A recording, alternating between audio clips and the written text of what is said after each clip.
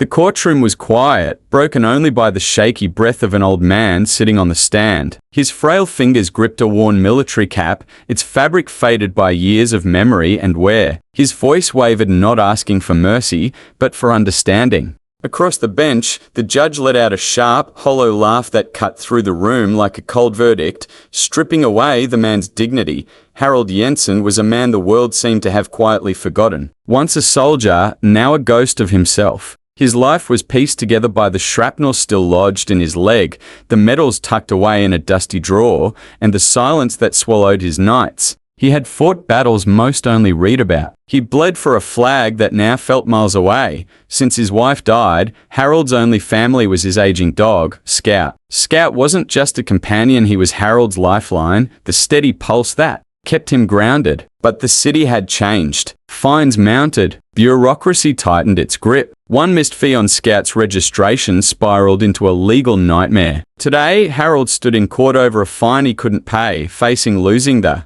last friend he had. Still, he wore his old uniform jacket, buttoned up like armor against shame. The prosecutor was young, sharp, and cold. Delivering the case like a routine checklist, a repeat offender of city pet laws, she recited, never once meeting Harold's eyes. Failure to comply. Failure to pay. The judge, more interested in the sound of his gavel than the weight of justice, smirked as Harold's voice cracked. "It's just me and Scout," Harold whispered, tears rolling down his worn cheeks. The judge sneered, barely hiding his disdain. "You're crying over a dog?" A few in the gallery chuckled quietly. To them, just another case. But to Harold, it was the day his world threatened to shatter. The judge raised his gavel, ready to deliver a cold verdict, when suddenly the courtroom door slammed open. Boots echoed against the marble floor in perfect rhythm. A squad of soldiers entered, their presence slicing through the stale air with silent command. At their head was Captain Elena Vargas,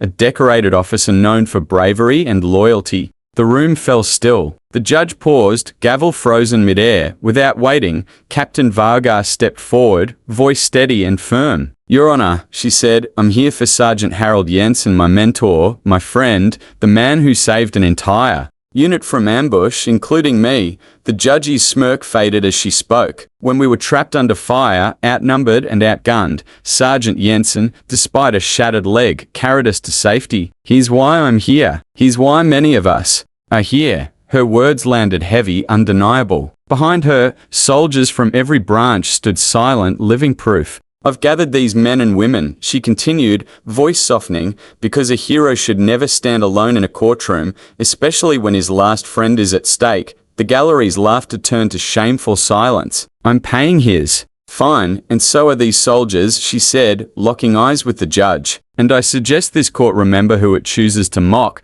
The judge shifted, lowering his gavel in quiet defeat. The fine was wiped clean. Scout stayed with Harold, but more than that, Harold left the courtroom no longer forgotten. Flanked by soldiers who remembered, by strangers who now saw him, he walked out with his dignity restored. Long after the doors closed, the judge sat in silence, haunted by the echo of his own laughter. Some moments change us, some stories refuse to be small. Heroes don't always wear capes. Sometimes they limp, carrying fading memories. Sometimes they just need someone to stand with them. If this story touched you, don't let it end here. Share it. Help someone remember the power of dignity, loyalty, and standing up when it counts. And if you believe the world needs more moments like this, subscribe and be the reason someone still believes in kindness. Start today. Do like, subscribe for more stories.